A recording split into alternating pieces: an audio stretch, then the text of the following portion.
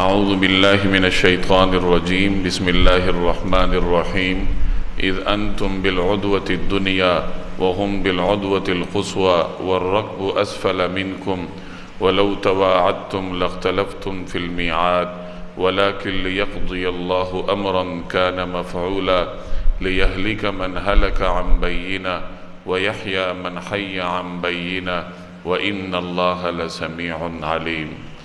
اذ انتم بالعدوة الدنیا، وہ وقت یاد کرو جب آپ لوگ وادی کے قریب والے کنارے پر تھے، وَهُمْ بِالْعُدْوَةِ الْقُصْوَى، اور وہ لوگ دور والے کنارے پر، وَالرَّكْبُ أَسْفَلَ مِنْكُمْ، اور قافلہ آپ لوگوں سے نیچے کی جانب، وَلَوْ تَوَاعَدْتُمْ، اور اگر آپ لوگ پہلے سے وقت آپس میں طے کرتے، لَاخْتَلَفْتُمْ فِي الْمِيعَادِ، تو وقت طے کرنے میں آپ لوگوں کے درمیان ضرور اختلاف ہو جاتا، وَلَكِنْ لِيَقْضِيَ اللَّهُ أَمْرًا كَانَ مَفْعُولًا، لیکن یہ واقعہ اس لیے ہوا کہ جو کام ہو کر رہنا تھا اللہ اسے پورا کر دکھائے، لِيَهْلِكَ مَنْ هَلَكَ عَنْ بَيِّنَةٍ، تاکہ جسے برباد ہونا ہو وہ واضح دلیل دیکھ کر برباد ہو، وَيَحْيَى مَنْ حَيَّ عَنْ بَيِّنَةٍ، اور جسے زندہ رہنا ہو وہ واضح دلیل دیکھ کر زندہ رہے،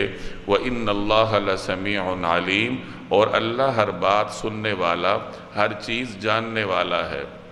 اس صورت میں غزوہ بدر کے مختلف واقعات کو اللہ تبارک و تعالی نے بیان فرمایا ہے۔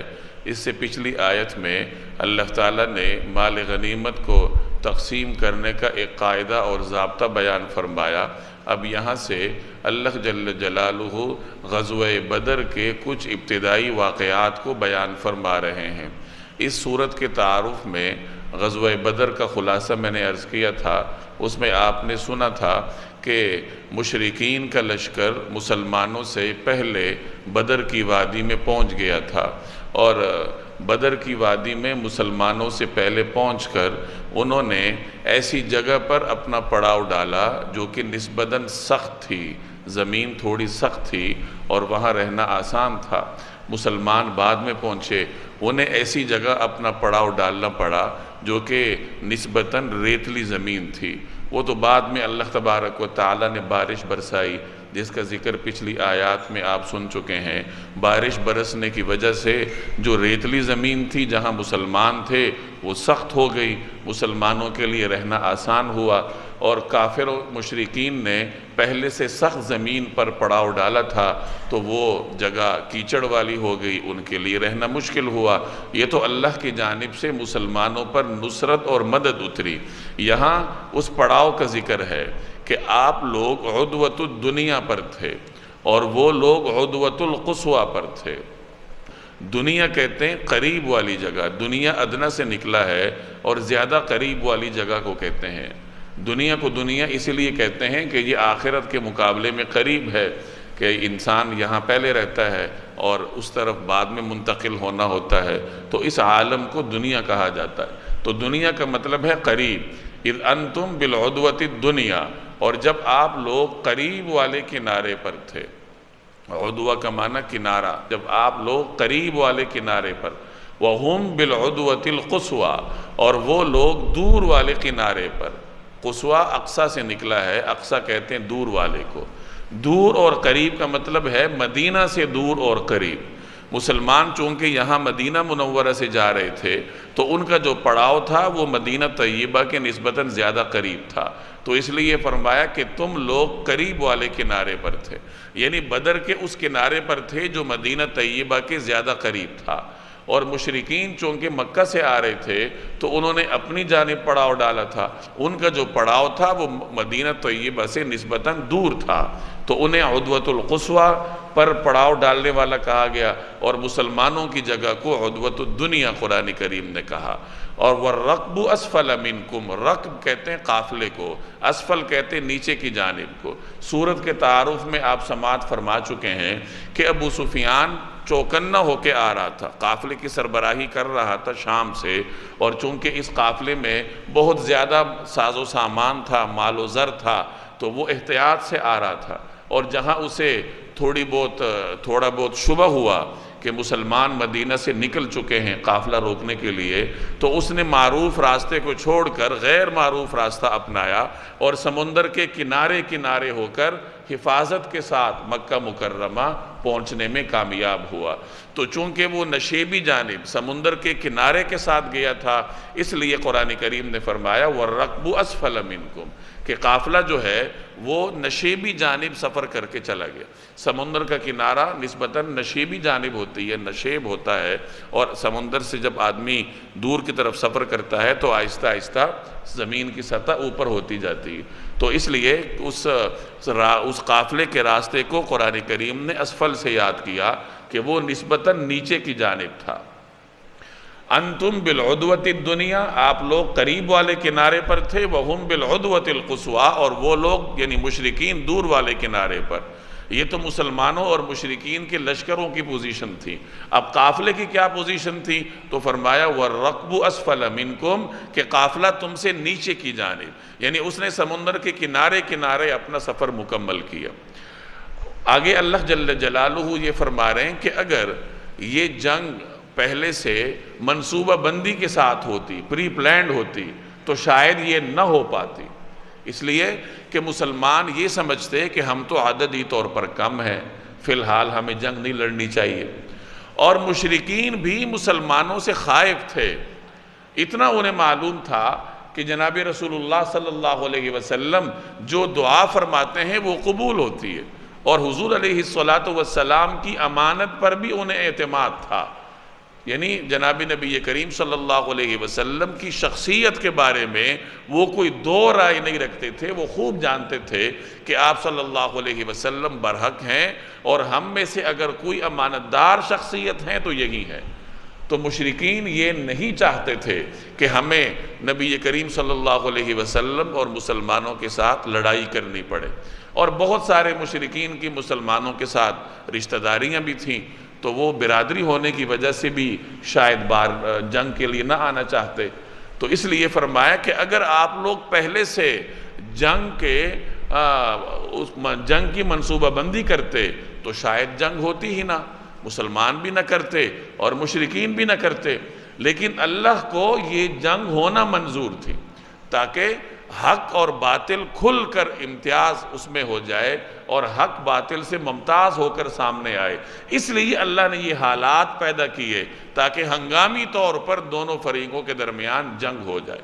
چنانچہ مسلمان قافلے کا تعاقب کرنے نکلے تھے، اور ادھر سے مشرکین قافلے کو بچانے کے لیے نکلے تھے، قافلہ بچ کر چلا گیا اور دونوں لشکر آمنے سامنے آ گئے۔ تو یہ اللہ تبارک و تعالیٰ کی مشیت تھی کہ یہ دونوں فریق ایک دوسرے کے مقابل آئے۔ یہی بات بیان فرمائی وَلَوْ تَوَاعَدْتُمْ، اگر آپ لوگ پہلے سے وقت آپس میں طے کرتے۔ تواعد دو طرفہ وعدے کو کہتے ہیں، وعدے سے نکلا ہے کہ دونوں جانب اگر لڑائی کا وعدہ ہوتا لَاخْتَلَفْتُمْ، تو تم میں اختلاف پڑ جاتا، فی المیعاد، میعاد میں، وقت مقرر میں، یعنی لڑائی کب ہوگی اس وقت کے طے کرنے میں دونوں فریقوں کے درمیان اختلاف ہوتا، کیونکہ دونوں ہی جنگ نہ لڑنا چاہتے، جبکہ اللہ تبارک و تعالی نے یہ جنگ کروانی تھی، اس لیے ایسے حالات پیدا ہوئے۔ تو فرمایا کہ اگر آپ لوگ لڑائی کا وقت پہلے سے طے کرتے تو شاید طے نہ ہوتا، کیونکہ لڑائی کا وقت طے کرنے میں آپ دونوں کے درمیان اختلاف ہو جاتا۔ لیکن اللہ نے کیا کرنا تھا؟ وَلَٰكِن لِيَقْضِيَ اللَّهُ أَمْرًا، لیکن تاکہ اللہ تبارک و تعالی کر گزرے اس معاملے کو۔ قضا فیصلے کو کہتے ہیں، یقضی فیصلہ کرنا، امرن معاملے کو کہتے ہیں، تاکہ اللہ تعالیٰ اس معاملے کو نمٹا دے۔ کان مفعولا، جس نے ہو کر رہنا تھا، یعنی یہ واقعہ ہو کر رہنا تھا، اس لیے یہ دونوں فریق ایک دوسرے کے مقابل آئے تاکہ جس کام نے ہونا ہی تھا، یعنی حق اور باطل میں جو امتیاز ہونا تھا وہ ہو جائے۔ اور اس کا مقصد کیا تھا؟ لِيَهْلِكَ، تاکہ ہلاک ہو جائے، من وہ جو ہلکا، جس نے ہلاک ہونا ہے، عن بینہ دلیل کے ساتھ، یعنی جس نے ہلاک ہونا ہے تو وہ دلیل کے بعد ہلاک ہو، وَيَحْيَا مَنْ حَيَّ عَنْ بَيِّنَةٍ، اور جس نے زندہ رہنا ہے وہ دلیل کے بعد زندہ ہو۔ زندگی اور موت سے یہاں کیا مراد ہے؟ تو مفسرین فرماتے ہیں کہ اس سے مراد اسلام اور کفر ہے، یعنی اللہ نے دلیل واضح کر دی دلیل کیسے واضح ہوئی کہ بدر کے میدان میں حق اور باطل میں امتیاز ہوا، اور یہ بات تمام دنیا پر واضح ہوئی کہ مسلمانوں کو جو فتح ہوئی ہے وہ اللہ کی نصرت کے نتیجے میں ہوئی ہے، کیونکہ وہ حق پر ہیں۔ تو حق اور باطل کو اللہ نے ممتاز کرنا تھا تاکہ حجت پوری ہو جائے، اور اب اس کے بعد جو شخص اسلام پر رہے تو گویا اس نے زندگی اپنا لی، اور وہ اسلام پر رہے گا دلیل سامنے آنے کے بعد، اور اگر کسی نے کفر کا بھی انتخاب کرنا ہے تو دلیل اس کے بھی سامنے آ چکی ہے، حق اور باطل اس کے سامنے بھی ممتاز ہو چکا ہے، اور اب اگر وہ دلیل آنے کے بعد بھی باطل پر رہتا ہے، ہلاکت کا انتخاب کرتا ہے تو رہے۔ تو یہی فرمایا لِيَهْلِكَ مَنْ هَلَكَ عَنْ بَيِّنَةٍ، تاکہ جسے برباد ہونا ہو وہ واضح دلیل دیکھ کر برباد ہو، یعنی حق اور باطل میں یہ امتیاز دیکھ کر برباد ہو۔ وَيَحْيَا مَنْ حَيَّ عَنْ بَيِّنَةٍ، اور جسے زندہ رہنا ہو وہ واضح دلیل دیکھ کر زندہ رہے۔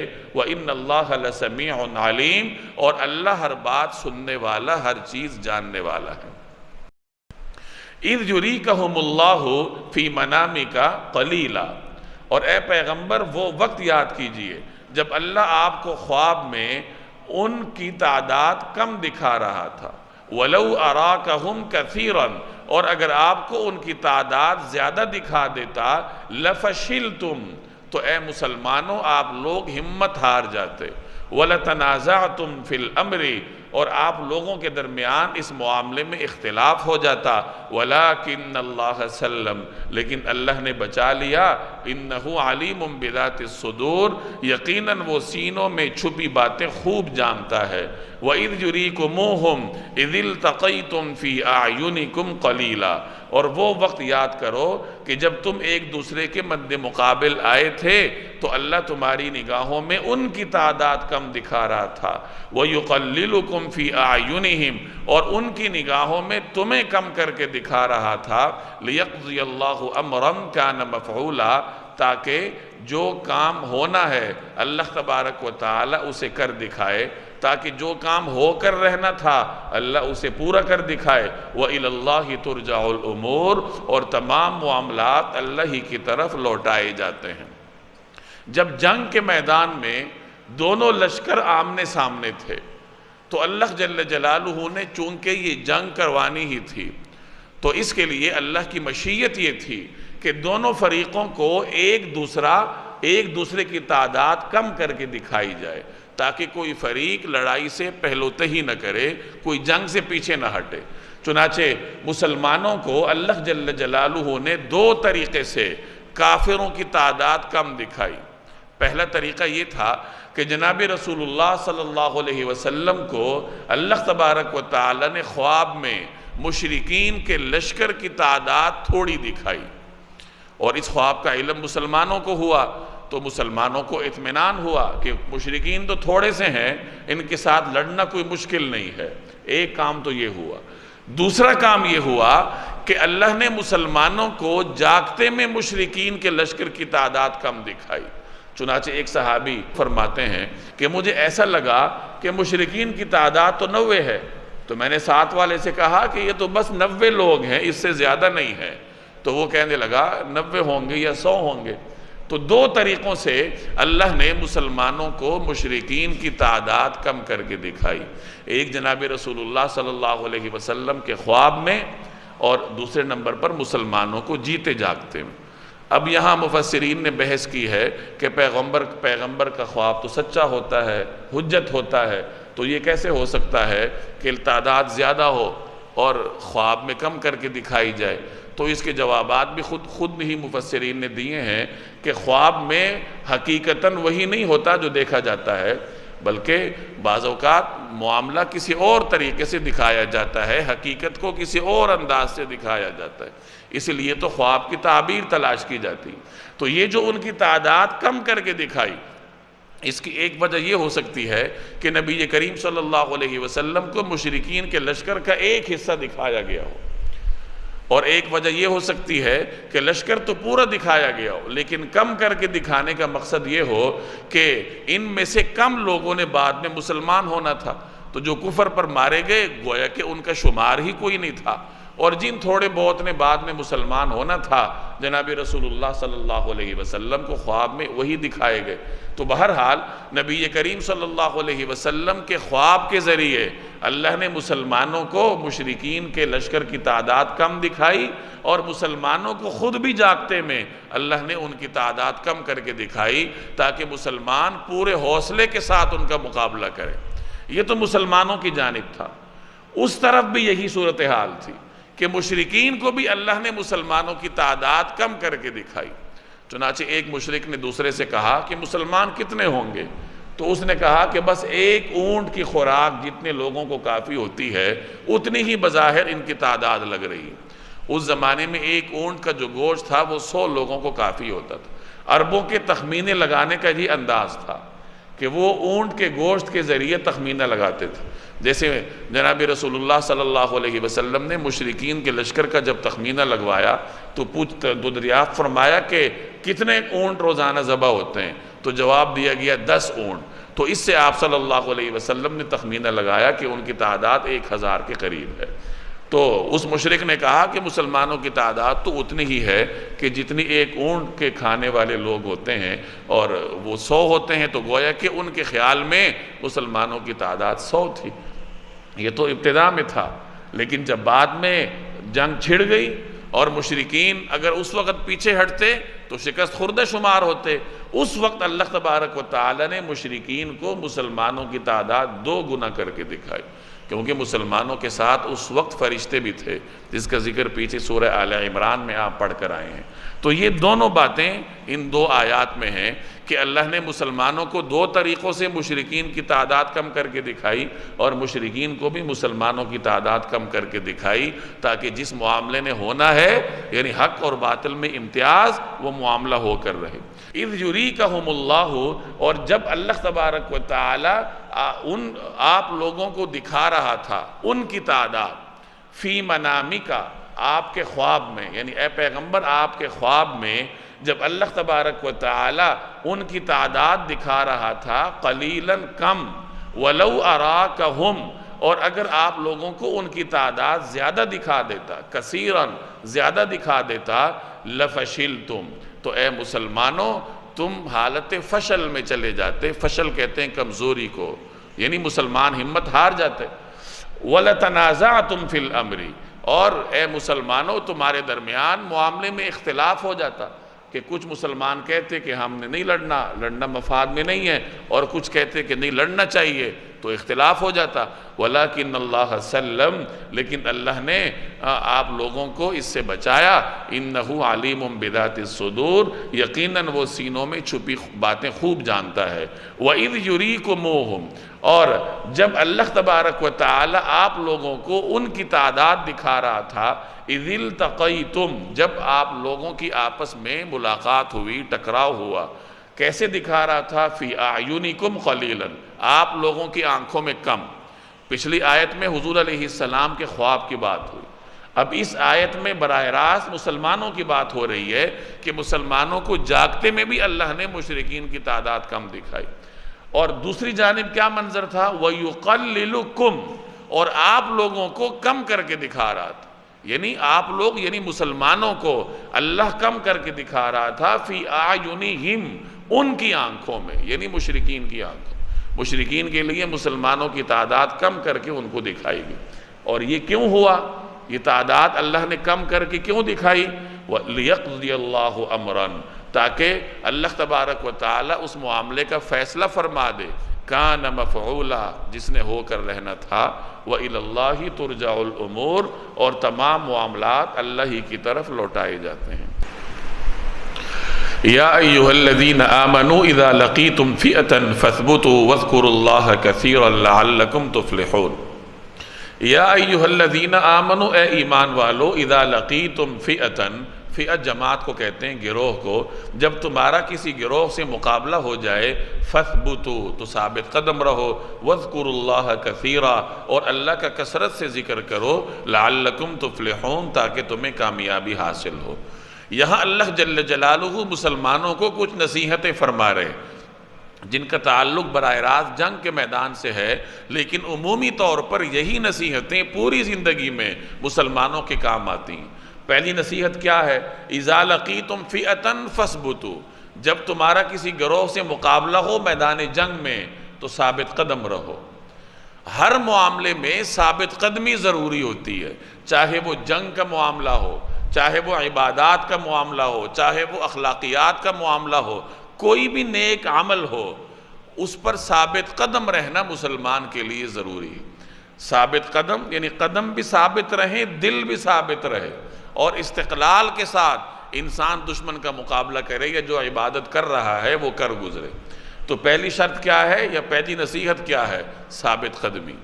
اور دوسری نصیحت وَاذْكُرُوا اللَّهَ كَثِيرًا، اللہ کا ذکر کرو کثرت کے ساتھ۔ ذکر ایسی عبادت ہے جو عین حالت جنگ میں بھی اللہ تبارک و تعالیٰ نے مسلمانوں کو تلقین کی ہے، کیونکہ یہ ایسی عبادت ہے کہ اس کی وجہ سے جنگ میں خلل نہیں آتا۔ زبان سے ذکر کرنا پڑتا ہے، دل سے ذکر کرنا پڑتا ہے، باقی اپنے اعضاء سے مسلمان اسلحہ چلائیں، دشمن کا مقابلہ کریں۔ ذکر کے لیے کوئی شرط نہیں ہے، یہ سب سے آسان عبادت ہے۔ اس کے لیے کسی خاص ہیئت کی ضرورت نہیں ہے، کسی خاص نشست کی ضرورت نہیں ہے، طہارت یا وضو کی ضرورت نہیں ہے، بلکہ انسان جس حالت میں بھی ہو اللہ تبارک و تعالیٰ کا نام لے اور ذکر کرے۔ کھڑا ہے، بیٹھا ہے، لیٹا ہے، وضو میں ہے، حالت وضو میں ہے، بے وضو ہے، جس طرح بھی ہے اللہ تبارک و تعالیٰ کا ذکر وہ کر سکتا ہے۔ اسی لیے اللہ نے کبھی یہ نہیں فرمایا کہ نمازیں پڑھو کثرت کے ساتھ، روزے رکھو کثرت کے ساتھ۔ قرآن کریم نے کہیں نماز اور روزے کے ساتھ کثرت کا لفظ مذکور نہیں ہے، صرف ذکر کے ساتھ کثرت کا لفظ مذکور ہے۔ اور بارہا اللہ تبارک و تعالی نے اذکروا اللہ کثیرا کا حکم دیا ہے کہ اللہ کا ذکر کرو کثرت کے ساتھ۔ ذکر کا ایک فائدہ یہ ہوتا ہے کہ آپ جو بھی کام کر رہے ہیں، ذکر آپ کو وہ کام کرنے میں تعاون فراہم کرتا ہے، کیونکہ ذکر سے دل کو اطمینان ہوتا ہے۔ الا بذکر اللہ تطمئن القلوب، اللہ کے ذکر سے دلوں کو اطمینان پہنچتا ہے۔ تو جب آپ کا دل مطمئن ہوگا تو پھر دل ثابت رہے گا، استقلال کے ساتھ اس کام پر آمادہ ہوگا۔ اور جب دل میں استقلال ہو، انسان کو قلبی استقلال ہو، تو اسے ثابت قدمی بھی پھر نصیب ہوتی، میدان میں ڈٹے رہنا بھی پھر اس کو نصیب ہوتا ہے۔ پھر چاہے وہ دشمن سے حالت جنگ میں ہو یا کوئی بھی کام کر رہا ہو، دنیا کا کام کر رہا ہے یا دین کا کوئی کام کر رہا ہے، جب وہ ذکر اذکار کی کثرت کرتا ہے تو اللہ تبارک و تعالی وہ کام اس کے لیے آسان بنا دیتا۔ اس کی بہت بڑی مثال ہے، جناب نبی کریم صلی اللہ علیہ وسلم کے پاس کہیں سے خادم آئے تھے۔ سیدہ فاطمہ رضی اللہ تعالی عنہا اپنے گھر میں تنہا کام کرتی تھی، کام کرتے کرتے ان کے ہاتھوں پر نشان پڑ گئے تھے۔ تو حضرت علی رضی اللہ تعالی عنہ نے ان سے فرمایا کہ جناب رسول اللہ صلی اللہ علیہ وسلم کے پاس غلام آئے ہیں، خادم آئے ہیں، مختلف صحابہ کو غلام عطا کیے جا رہے ہیں، تو آپ بھی فرمائش کر کے اپنے لیے خادم لے لیجئے، کوئی خادمہ لے لیجئے تاکہ آپ کے کاموں میں آپ کے ساتھ معاونت کرے۔ حضرت فاطمہ رضی اللہ تعالی عنہ حاضر ہوئیں، اس وقت ملاقات نہ ہو سکی۔ بعد میں نبی کریم صلی اللہ علیہ وسلم حضرت فاطمہ کے گھر تشریف لائے اور آپ صلی اللہ علیہ وسلم نے فرمایا کہ میں آپ کو خادم سے یا غلام سے بڑھ کر کوئی عمل بتا دیتا ہوں۔ اور وہ عمل کیا تھا کہ 33 مرتبہ سبحان اللہ کہو، 33 مرتبہ الحمدللہ کہو، اور 33 مرتبہ یا 34 مرتبہ اللہ اکبر کہو رات کو سونے سے پہلے۔ اب یہ عمل حضور علیہ السلام نے کب ارشاد فرمایا؟ جب حضرت فاطمہ رضی اللہ تعالی عنہا کو کام کاج کے لیے معاون کی ضرورت تھی، اور ان کی فرمائش کے جواب میں ان کو یہ عمل عطا ہوا۔ اسی لیے علماء فرماتے ہیں کہ اس عمل کی وجہ سے اللہ تبارک و تعالی انسان کی ورکنگ پاور میں اضافہ کرتا ہے۔ اگر کوئی شخص کام کاج کرتے تھکتا ہے، وہ اس وظیفے پر عمل کرے، اس عمل پر مداومت کرے، اللہ تبارک و تعالی اس کے جو کام کاج کی صلاحیت ہے وہ بڑھا دیں گے۔ اسی لیے اس تسبیح کو تسبیح فاطمی کہا جاتا ہے، کیونکہ یہ امت کو سیدہ فاطمہ رضی اللہ تعالی عنہا کی برکت سے نصیب ہوئی ہے۔ تو اللہ نے اس لیے یہاں فرمایا کہ اللہ کا ذکر کثرت کے ساتھ کرو، اور ذکر کا بیان ثابت قدمی کے بعد ہوا۔ گویا کہ ثابت قدمی کا ذکر سے کوئی براہ راست تعلق ہے۔ جب آپ ذکر کی عادت اپنائیں گے تو زندگی کے ہر میدان میں اللہ جل جلالہ آپ کو ثابت قدمی نصیب کرے گا۔ لعلکم تفلحون، تاکہ تمہیں کامیابی حاصل ہو۔ بنیاد ذکر ہے۔ ذکر جب انسان کرتا ہے تو ثابت قدمی ملتی ہے، ثابت قدمی حاصل ہوگی تو کامیابی نصیب ہوگی۔ وَأَطِيعُوا اللَّهَ وَرَسُولَهُ، اور اللہ اور اس کے رسول کی اطاعت کرو۔ وَلَا تَنَازَعُوا، اور آپس میں جھگڑا نہ کرو۔ فَتَفْشَلُوا، ورنہ تم کمزور پڑ جاؤ گے۔ وَتَذْهَبَ رِيحُكُمْ، اور تمہاری ہوا اکھڑ جائے گی۔ وَاصْبِرُوا، اور صبر سے کام لو۔ إِنَّ اللَّهَ مَعَ الصَّابِرِينَ، یقین رکھو کہ اللہ صبر کرنے والوں کے ساتھ ہے۔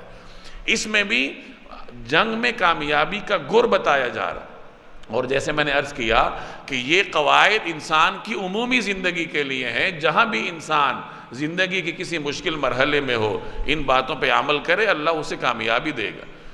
تو پہلے فرمایا کہ ثابت قدم رہو، اللہ کا ذکر کرو، اور یہاں فرمایا جا رہا ہے اللہ کی اطاعت کرو، رسول کی اطاعت کرو۔ اور ایک اہم بات یہ بتلائی گئی کہ آپس میں جھگڑا نہ کرنا، کیونکہ جھگڑا کرنے کا اولین نقصان کیا ہے کہ انسان کا اتحاد پارا پارا ہو جاتا ہے، لوگ آپس میں الگ الگ ہو جاتے ہیں، اور الگ الگ ہونے کی وجہ سے ان کی جو طاقت ہے وہ کمزور پڑ جاتی ہے۔ جب آدمی جماعت کی شکل میں ہوتا ہے، جب لشکر متحد ہو کر لڑتا ہے، تو فرد کی انفرادی طاقت کے ساتھ اس کے پیچھے لشکر کی اجتماعی طاقت بھی ہوتی ہے۔ لیکن اگر آپس میں اختلاف ہو جائے اور سارے ایک ایک طرف رخ کر لیں تو وہ اجتماعی طاقت نہیں رہے گی۔ اس لیے فرمایا کہ یاد رکھو، اگر اختلاف کرو گے تو آپس میں کمزور پڑ جاؤ گے، تمہاری ہوا اکھڑ جائے گی، تمہارا جو روب ہے، تمہاری جو دشمن کے اوپر ہیبت ہے، وہ سب کچھ ختم ہو جائے گا۔ اور اتحاد کیسے ہوتا ہے؟ اتحاد کی بنیاد اللہ کا نام ہے۔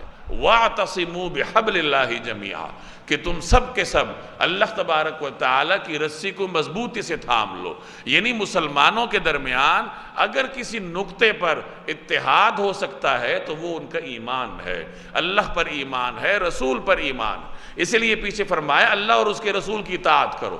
اطاعت کرو گے تو تمہارے درمیان اتحاد ہوگا، پھر تمہارے درمیان لڑائی جھگڑا نہیں ہوگا۔ تو اتحاد کی بنیاد اللہ تبارک و تعالیٰ کا نام ہے، اور جہاں کہیں مسلمانوں کا ایمان کمزور ہوتا ہے تو آپس میں لڑائی جھگڑے بھی پیدا ہوتے ہیں، اختلافات بھی ہوتے ہیں، اور جب لڑائی جھگڑے ہوتے ہیں تو مسلمان کمزور پڑ جاتا ہے۔ اور یہاں ایک اور آیت کا ایک اور لفظ قابل ذکر ہے کہ فرمایا وَاصْبِرُوا، یعنی لا تنازعوا، اور آگے فرمایا وَاصْبِرُوا، لڑائی جھگڑا نہ کرو اور صبر سے کام لو۔ گویا کہ صبر کا لڑائی جھگڑا نہ ہونے سے ایک خاص تعلق ہے کہ جب ایک دوسرے کی ناگوار باتوں پر صبر کیا جاتا ہے، مسلمانوں کے اندر صبر کی صفت ہوتی ہے تو آپس میں لڑائی جھگڑا نہیں ہوتا۔ اور اگر صبر ختم ہو جائے، ایک دوسرے کی ناگوار باتوں کی برداشت ختم ہو جائے، پھر لڑائی جھگڑے شروع ہوتے ہیں، اور پھر لڑائی جھگڑے کا جو نتیجہ ہے کہ کمزور پڑ جائیں گے، ہوا اکھڑ جائے گی، ہیبت ختم ہو جائے گی، تو وہ تمام نتائج پھر مسلمانوں کو بھگتنے پڑیں گے۔ جیسے آج کل کے ماحول میں ہم دیکھ رہے ہیں مسلمانوں کے درمیان اتحاد نہیں ہے، نتیجتاً مسلمان کمزور ہیں، ہر قسم کی طاقت ہوتے ہوئے بھی کمزور ہیں، اور دشمن کے اوپر مسلمانوں کی کوئی ہیبت نہیں ہے، دشمن کی نگاہوں میں مسلمانوں کی کوئی حیثیت نہیں ہے۔ ان اللہ مع الصابرین، اور اللہ صبر کرنے والوں کے ساتھ ہے۔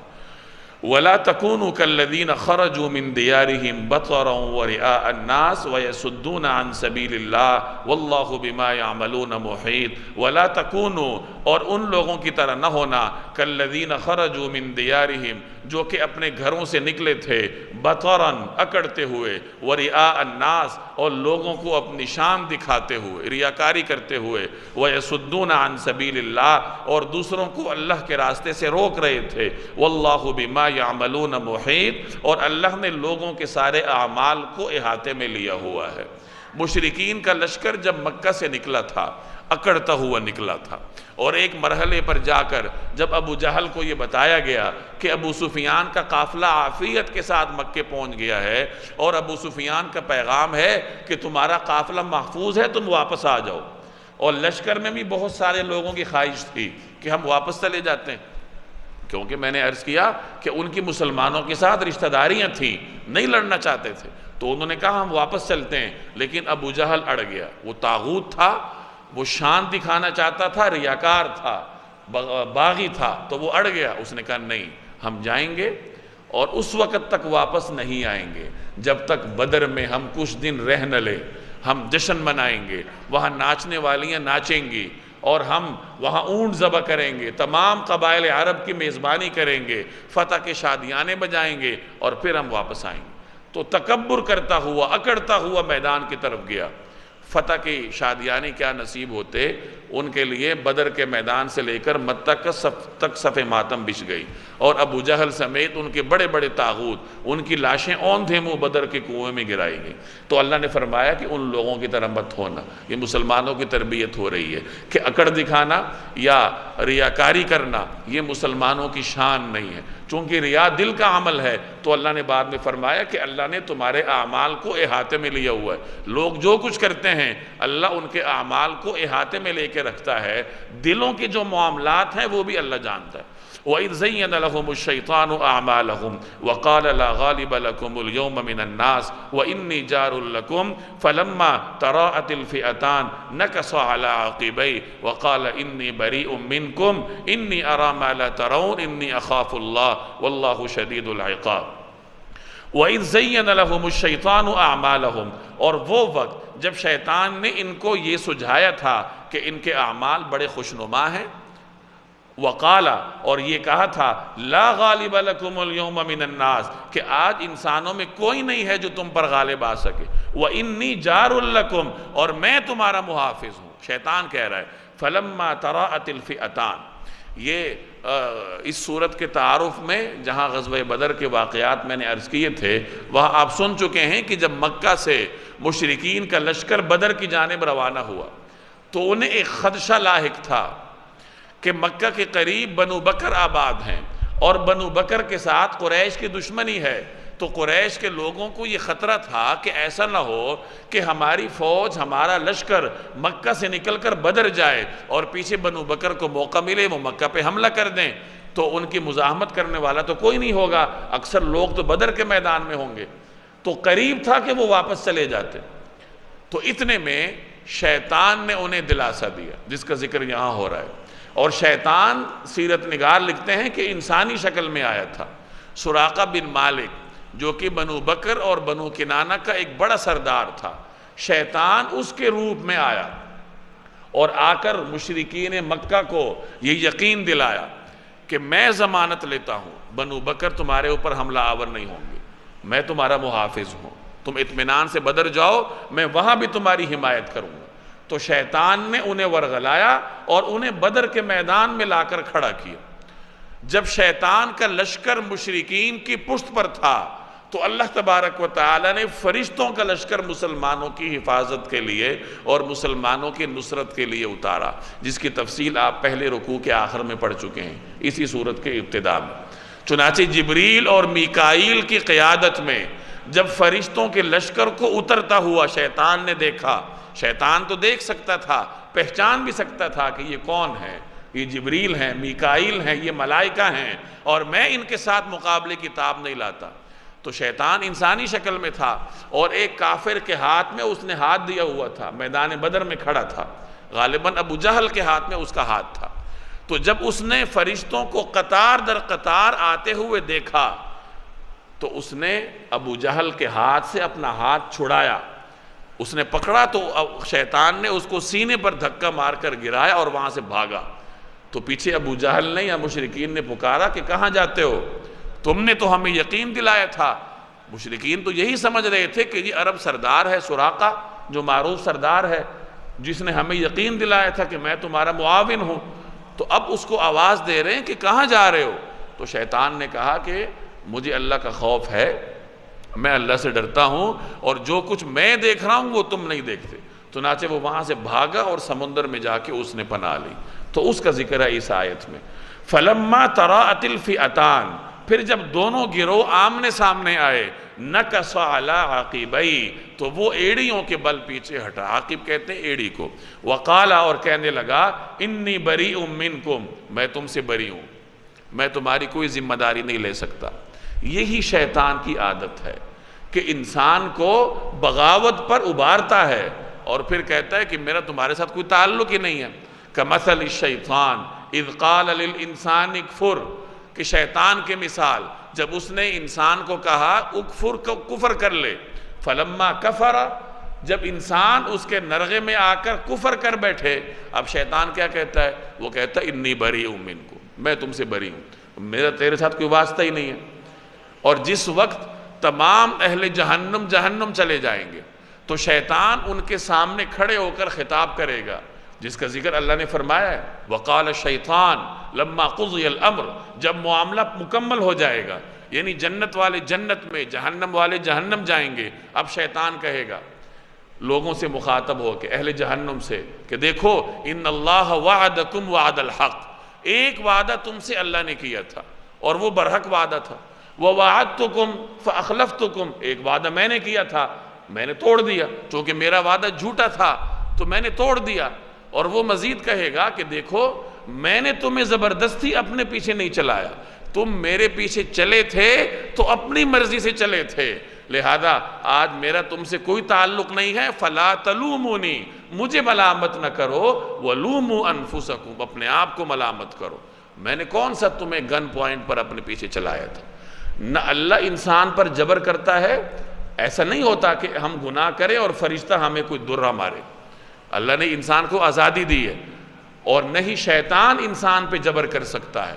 انسان اپنی مرضی سے یا تو اللہ کی اطاعت کرتا ہے اور یہ شیطان کی صف میں جاتا ہے، اور اللہ کی اطاعت کرے گا تو اللہ تو انسان کی ایک ایک سانس کا رکھوالا ہے، اور شیطان کی اطاعت کرے گا تو شیطان کی بے وفائی کا یہ عالم ہے کہ عین میدان جنگ میں مشرکین کو کہہ رہا ہے کہ میرا تمہارے ساتھ کوئی تعلق ہی نہیں ہے۔ سیرت نگار لکھتے ہیں کہ بعد میں جب مشرکین زخم کھا کر مکہ واپس لوٹے، شکست سے دوچار ہو کر، وہاں ان کی سراقہ بن مالک سے ملاقات ہوئی، اصلی والے سراقہ بن مالک سے۔ انہوں نے اس کو پکڑا کہ تم نے ہمیں میدان بدر میں بھیجا تھا اور خود بھاگ گئے۔ اس نے کہا بھائی کون سا میدان بدر، میں کب تم سے ملا ہوں، میں نے تو تمہاری شکست کی خبر کسی کے ذریعے سنی ہے۔ تو مشرکین کو کیا خبر تھی کہ وہ شیطان کا بخت تھا جس نے ہمیں میدان بدر میں لا کر کھڑا کیا اور پھر وہ بھاگ گیا۔ تو یہ شیطان کی سرشت ہے کہ وہ انسان کو اللہ سے دور کر دیتا ہے اور پھر خود بھی انسان کے ساتھ نہیں رہتا۔ انی ارا ما لا ترون، مجھے جو کچھ نظر آ رہا ہے وہ تمہیں نظر نہیں آ رہا۔ انی اخاف اللہ، مجھے اللہ سے ڈر لگ رہا ہے، واللہ شدید العقاب، اور اللہ کا عذاب بڑا سخت ہے۔ اذ یقول المنافقون والذین فی قلوبہم مرض غر ہؤلاء دینہم ومن یتوکل علی اللہ فإن اللہ عزیز حکیم۔ اذ یقول المنافقون والذین فی قلوبہم مرض، اور یاد کرو جب منافقین اور وہ لوگ جن کے دلوں میں مرض یعنی روگ تھا وہ کہہ رہے تھے غر ہؤلاء دینہم، کہ ان کو ان کے دین نے دھوکے میں ڈال رکھا ہے۔ غرور دھوکے کو بھی کہا جاتا ہے، اور اس سے مراد مسلمان ہیں، یعنی مشرکین یہ کہتے تھے کہ مسلمانوں کو ان کے دین نے دھوکے میں ڈال رکھا ہے۔ مسلمان تعداد میں کم ہوتے ہوئے بھی اپنے سے بڑے لشکر کے ساتھ بھیڑ جاتے تھے۔ تو اس صورتحال کو دیکھ کر مشرکین اور منافقین یہ کہنے لگے کہ یہ بڑی شجاعت دکھاتے ہیں، ان کی بہادری کے پیچھے فلسفہ یہ ہے، معاملہ یہ ہے کہ ان کے دین نے ان کو دھوکے میں ڈال رکھا ہے۔ یعنی منافقین اور مشرکین متفقہ طور پر یہ پروپیگنڈا کرتے تھے۔ وَمَن يَتَوَكَّلْ عَلَى اللَّهِ، حالانکہ جو کوئی اللہ پر بھروسہ کرے فَإِنَّ اللَّهَ عَزِيزٌ حَكِيمٌ، تو اللہ سب پر غالب ہے، بڑی حکمت والا ہے۔ اب یہ اللہ جواب دے رہا ہے کہ مسلمان اگر اپنے سے بڑی طاقت کے مقابلے میں جا کر کھڑے ہوتے ہیں بے سر و سامانی کی حالت میں بھی، تو اس کی وجہ کیا ہے کہ وہ اللہ پر توکل کرتے ہیں، اور چونکہ اللہ غالب ہے، تمام اقتدار کا مالک ہے، تو جو اس پہ توکل کرتا ہے، درست طریقے سے توکل کرتا ہے، اللہ تعالیٰ اس کو غالب کر دیتا ہے۔ وَلَوْ تَرَى إِذْ يَتَوَفَّى الَّذِينَ كَفَرُوا الْمَلَائِكَةَ يَضْرِبُونَ وُجُوهَهُمْ وَأَدْبَارَهُمْ وَذُوقُوا عَذَابَ الْحَرِيقِ۔ وَلَوْ تَرَى، اور اگر آپ دیکھتے، اِذْ يَتَوَفَّى الَّذِينَ كَفَرُوا الْمَلَائِكَةَ، جب فرشتے ان کافروں کی روح قبض کر رہے تھے، توفا کا مطلب وفات دینا، موت دینا، یعنی روح قبض کر رہے تھے۔ یضربون، وہ مارتے تھے، وجوہہم، ان کے چہروں پر، وادبارہم، اور ان کی پشت پر۔ وجوہ وجہ کی جمع ہے، ادبار دبر کی جمع ہے، دبر پشت کو کہتے ہیں، ادبار مراد پشت۔ وذوقوا عذاب الحریق، کہ اب جلنے کے عذاب کا مزہ بھی چکھنا۔ مفسرین فرماتے ہیں کہ اس آیت کا تعلق غزوہ بدر کے مناظر سے ہے، کہ جب فرشتے مسلمانوں کی نصرت کے لیے میدان بدر میں موجود تھے تو وہ مشرکین کو مارتے جاتے تھے اور ساتھ یہ بھی کہتے تھے کہ جہنم کے عذاب کا مزہ چکھو، یعنی یہیں سے تمہارا عذاب جو ہے وہ شروع ہے۔ لیکن اکثر مفسرین فرماتے ہیں کہ یہ آیت عمومی ہے، یہ عام کافروں سے متعلق ہے، کہ جب کافر کا آخری وقت آتا ہے تو عذاب کے فرشتے اس کے پاس آتے ہیں، اس کو جو لوہے کے کوڑے ہوتے ہیں، گرز، اس سے مارتے ہیں اور ساتھ یہ کہتے جاتے ہیں کہ جلنے کے عذاب کا مزہ چکھو۔ یاد رکھیے جب آخری وقت آتا ہے تو مومن پر رحمتیں اسی وقت سے شروع ہو جاتی ہیں اور کافر کے اوپر عذاب اسی وقت سے شروع ہو جاتا ہے۔ ذَلِكَ بِمَا قَدَّمَتْ أَيْدِيكُمْ، یہ سب ان اعمال کا بدلہ ہے جو تم نے اپنے ہاتھوں آگے بھیج رکھے تھے۔ وَأَنَّ اللَّهَ لَيْسَ بِظَلَّامٍ لِّلْعَبِيدِ، اور یہ بات طے ہے کہ اللہ بندوں پر ظلم کرنے والا نہیں۔ یعنی یہ جو فرشتے ان کو مارتے ہیں، یہ کیوں عذاب کیوں ہوتا ہے؟ یہ ان کے اپنے اعمال کی وجہ سے۔ اللہ تعالیٰ بندوں پر ظلم نہیں کرتا، اللہ نہیں چاہتا کہ بندے کو عذاب ہو۔ اللہ تو بندوں سے محبت کرنے والا ہے، 70 ماؤں سے زیادہ محبت کرتا ہے، لیکن بندہ خود اپنے اعمال کی وجہ سے عذاب کو دعوت دیتا ہے۔ کدأب آل فرعون، جیسا فرعون کی قوم، والذین من قبلہم، جیسا فرعون کی قوم اور ان سے پہلے لوگوں کا حال ہوا۔ دأب کہتے ہیں حال کو، اور کاف تشبیہ کے لیے، جیسے حال ہوا آل فرعون کا اور ان سے پہلے لوگوں کا۔ یعنی یہ جو مشرکین کو عذاب ہوا ہے بدر کے میدان میں، یا جب بھی کافروں کو عذاب ہوگا، یہ ان کے اپنے اعمال کی وجہ سے ہوگا، اور یہ پہلی مرتبہ نہیں ہے، ماضی میں ہو چکا ہے فرعون کی آل کے ساتھ، فرعون کی قوم کے ساتھ، اور جن لوگوں نے اللہ کو جھٹلایا ہے ان کے ساتھ یہی معاملہ ہوتا آیا ہے۔ کفروا بآیات اللہ، انہوں نے اللہ کی نشانیوں کو ماننے سے انکار کیا۔ فأخذهم اللہ بذنوبہم، نتیجہ یہ ہوا کہ اللہ نے ان کے گناہوں کی وجہ سے انہیں اپنی گرفت میں لے لیا۔ ان اللہ قوی شدید العقاب، یقیناً اللہ کی طاقت بڑی ہے اور عذاب بڑا سخت ہے۔ ذالک بأن اللہ لم یک مغیرا نعمتا انعمها علی قوم، یہ سب کچھ اس لیے ہوا کہ اللہ کا دستور یہ ہے کہ اس نے جو نعمت کسی قوم کو دی ہو اسے اس وقت تک بدلنا گوارا نہیں کرتا، حتیٰ یغیروا ما بانفسہم، جب تک وہ لوگ خود اپنی حالت تبدیل نہ کر لیں۔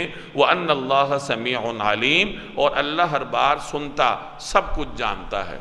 قریش کون تھے؟ حضرت اسماعیل کی، حضرت ابراہیم کی اولاد تھے۔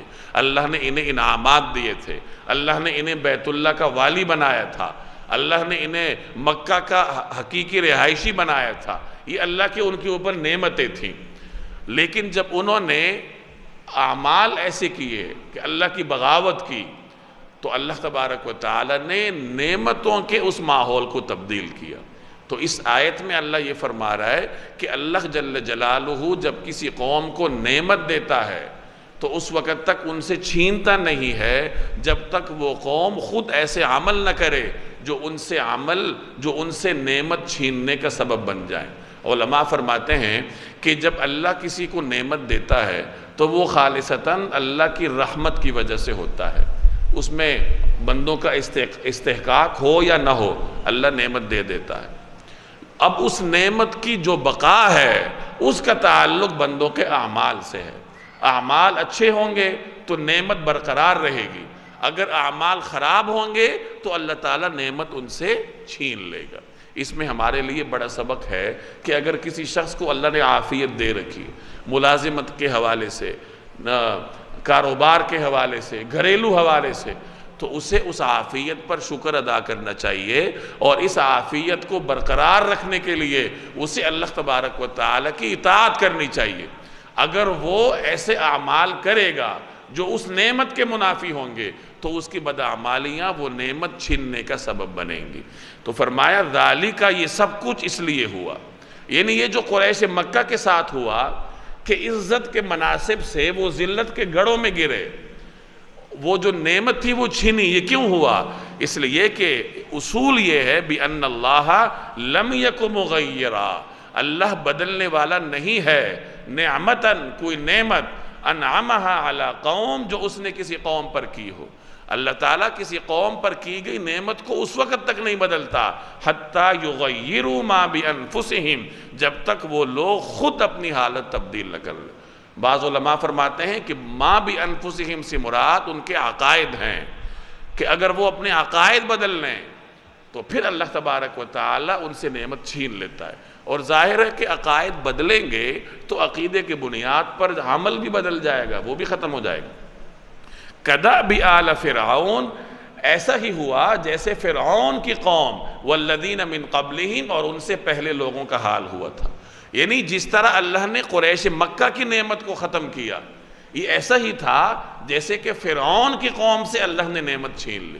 اللہ نے بادشاہت دی ہوئی تھی، اب نعمت تھی، اس کی بقا اللہ کی اطاعت میں تھی، حضرت موسیٰ علیہ السلام کی فرمانبرداری میں تھی۔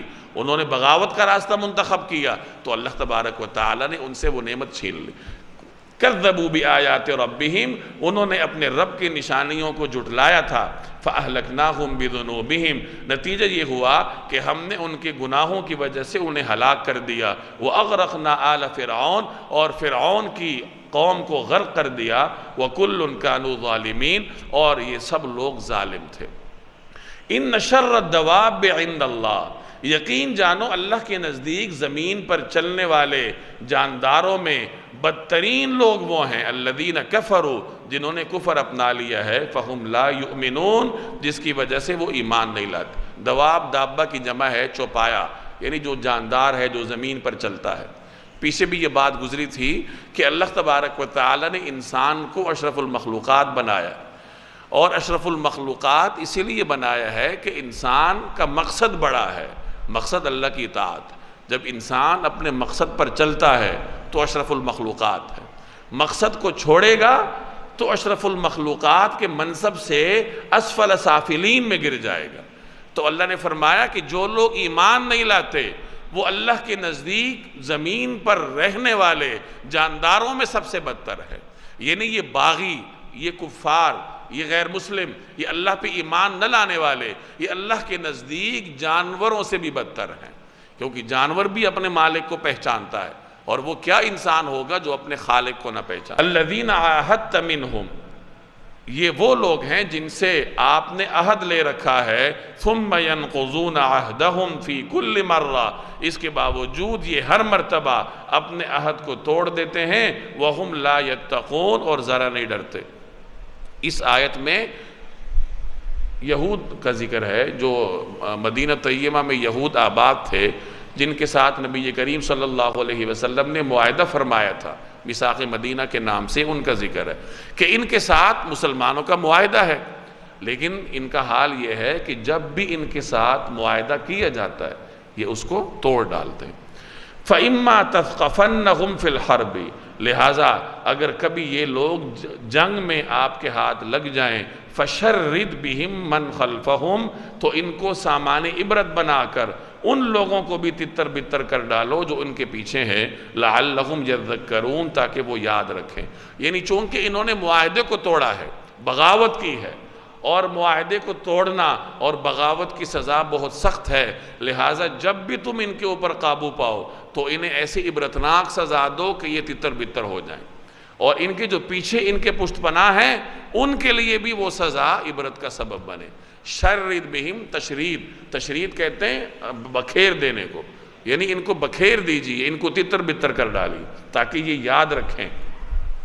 وَإِمَّا تَخَافَنَّ مِن قَوْمٍ خِيَانَةً، اور اگر تمہیں کسی قوم سے بدعہدی، خیانت کا اندیشہ ہو، فَانبِذْ إِلَيْهِمْ عَلَى سَوَاءٍ، تو وہ معاہدہ ان کی طرف سیدھے طریقے سے پھینک دو۔ ان اللہ لا يحب الخائنین، یاد رکھو کہ اللہ تبارک و تعالی بدعہدی کرنے والوں کو پسند نہیں کرتا۔ مسلمان جب کسی قوم کے ساتھ معاہدہ کرتے ہیں تو اس کو پورا کرتے ہیں کیونکہ مسلمانوں کو امانت کا حکم ہے۔ لیکن مخالف قوم مسلمانوں کے معاہدے کو ان کی کمزوری نہ سمجھے کہ چونکہ مسلمانوں نے معاہدہ کیا ہے اب ہم جو مرضی کریں وہ کچھ نہیں کر سکتے۔ تو مسلمانوں کو کہا جا رہا ہے کہ اگر کسی قوم سے تمہیں بدعہدی کا اندیشہ ہو کہ یہ معاہدے کو توڑیں گے، یہ بغاوت کریں گے، تو تم معاہدہ توڑنے کا اعلان کر دو برابر طریقے سے، سیدھے سادے طریقے سے، تاکہ ان تک خبر پہنچ جائے۔ معاہدہ توڑنے کا اعلان ضروری ہے، اس اعلان کے بعد پھر مسلمان چاہے تو ان کے ساتھ جنگ بھی کر سکتے ہیں۔ جب تک مسلمانوں کا دشمن کے ساتھ معاہدہ ہے، معاہدے کے دوران مسلمان امن سے رہیں گے۔ جن کے ساتھ معاہدہ ہے ان کے خلاف کسی بھی قسم کی کارروائی کرنا یا کارروائی کی تیاری کرنا یہ بھی مسلمانوں کے لیے منع ہے۔ یہ جنگی اخلاقیات ہیں جو اللہ تبارک و تعالی نے مسلمانوں کو سکھائی ہیں۔ چنانچہ ایک عجیب واقعہ ملتا ہے کہ حضرت امیر معاویہ رضی اللہ تعالی عنہ کے زمانہ خلافت میں مسلمانوں کا ایک قوم کے ساتھ معاہدہ تھا۔ حضرت امیر معاویہ اس قوم کے غرور کو خاک میں ملانا چاہتے تھے، تو انہوں نے حیلہ یہ اپنایا کہ جب وہ معاہدہ ختم ہونے کے قریب تھا تو انہوں نے فوج لی اور سرحدات کی طرف روانہ ہوئے۔ مقصد یہ تھا کہ جب تک معاہدہ ہے جنگ بندی کا ہم حملہ نہیں کر سکتے، لیکن معاہدہ ختم ہونے تک ہم سرحدات تک پہنچ جائیں، دشمن کو خبر بھی نہ ہو، تاکہ جیسی ہی معاہدے کی مدت ختم ہو ہم فوراً ان پر ٹوٹ پڑیں۔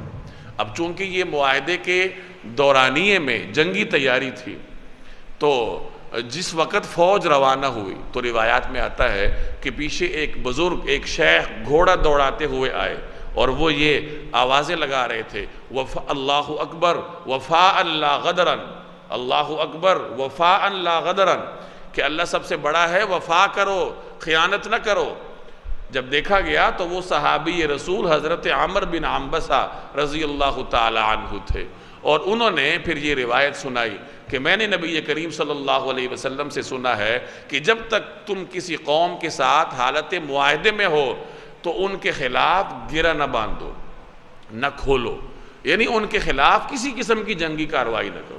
حضرت امیر معاویہ نے جیسی ہی نبی کریم صلی اللہ علیہ وسلم کا یہ فرمان سنا تو وہ وہیں سے واپس ہو گئے، یعنی جو یقینی فتح ان کے خیال میں تھی وہ انہوں نے چھوڑ دی اور جناب رسول اللہ صلی اللہ علیہ وسلم کے حکم کے آگے سر جھکایا۔ یہ صحابہ کرام کا اطاعت رسول کا معاملہ تھا کہ جیسی ہی نبی کریم صلی اللہ علیہ وسلم کا کوئی حکم ان کے سامنے آتا تو وہ سر تسلیم خم کر دیتے اور اپنا بڑے سے بڑا مفاد بھی قربان کرنے میں ایک لمحے کی تاخیر بھی نہیں کرتے تھے۔ تو اللہ تبارک و تعالی نے یہ جنگی اخلاقیات مسلمانوں کو سکھائی ہیں۔